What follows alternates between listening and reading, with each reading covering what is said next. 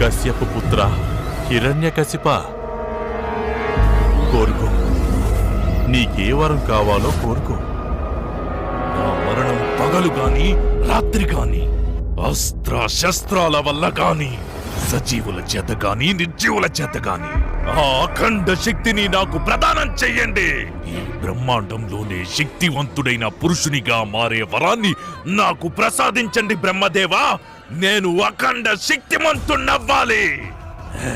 భగవాన్ విష్ణువుని వధించడం కోసం స్వయంగా నేనే భగవంతునిగా మారవలసిన అవసరం ఏర్పడినట్లయితే ఈ హిరణ్యకశిపుడు భూమి ఆకాశాలను ఏకం చేసేస్తాడు.